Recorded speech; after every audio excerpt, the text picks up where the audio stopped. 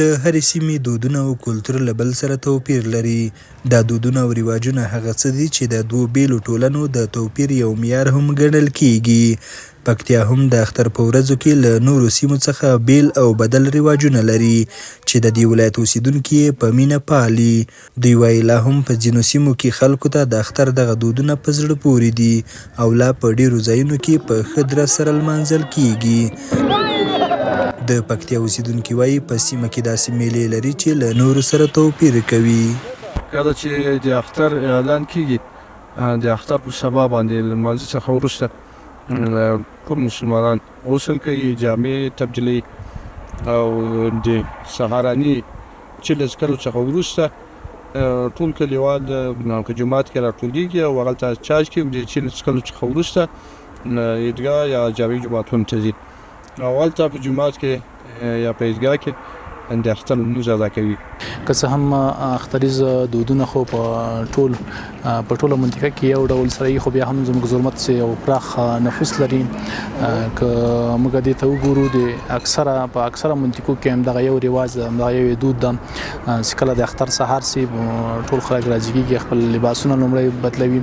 د لباسونو بدلولو څخه وروسته موږ ځو جومات ته هلته چای وړو. په کلیو بانډو کې ماشومان سره ټولیږي، په ګډه د کلي هر کور ته ورځي او اختر مبارکي غواړي. کلیوال بیا په اختر مبارکي کې معمولا وچه میوه ورکوي، خو په ښارونو کې بیا دا دود کم دی ځکه چې خلک یو تر بله دومره سره نه پیژني. ماشومان له مشرانو سره د خپلوانو کورونو ته ورځي او په اختر مبارکي کې هم ډیر کسان پیسې ورکوي. او ځینې ښه دودونه لا هم زموږ او ستاسو په سیمو کې په کلو کې اطرافو کې شتون لري چې هغه د یو بل ته ورتګ ده، د اختر مبارکۍ دي یا سهار چای یو ځای څښل دي.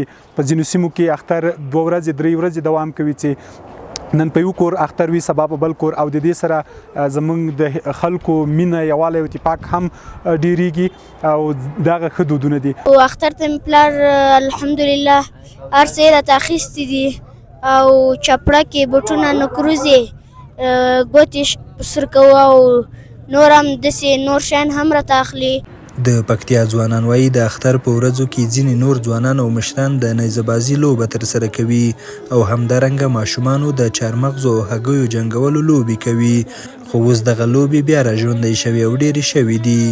اختر د دود مبارک به دومره ووایم چې د موږ خپله د اول د اختر شپه چې ماشومان را غونډېږي دغه ارګوړي بارګوړي ورته وایي دغه جوړوي، څوک ځینې سړي لاسونه سره کوي او په دغه هیڅ باندې ټول خپل مشترک جومات مو د هغه ته چای وړو چې کله چای وچکل سي بیا د اختر مبارکي کیږي. د اختر مبارکي نه پس بیا د اختر لمانځه ته ځو، دغه 8 بجې باندې شاوخوا د اختر لمونځ کیږي 8 نیمې، دغه نه پاسې بیا راسو څوک کاږۍ ګټي، څوک دغه د چارمغ او مردکۍ دغه شیان ګټي او دغه نه علاوه بیا وروسته موږ خپله دغه دود د اوس هم د موږ په سیمې کې اطرافي سیمې دي او هر کور ځان ته مړۍ تیاروي او څه یې تیار کړي، که وریځې که غوښې، هر یو کور ته ورځي هغلته بیا یو څه خوراک کوي، دغه نه بیا بل کور ته ځي. اختر په ورځ باندې موږ چارمغ ګټو، دغه کلیوالي سیستم کې دغه سیستمونه دي هګۍ جنګوو او تر څنګ په دا وروستیو کې امن ده، د امن په خاطر باندې نظبازي ته خلک ځي، هلته نظبازي کوي. که د پښتنو په سیمو کې پخوا بد امنیو د خلکو اخترونه اغیزمن کړي وو، خو اوس په ګڼو برخو کې خلک اختر ته خوشحاله دي او په پوره خوشحالۍ سره یې لمانځي. حیران احمدزی، امید راډیو، پکتیا.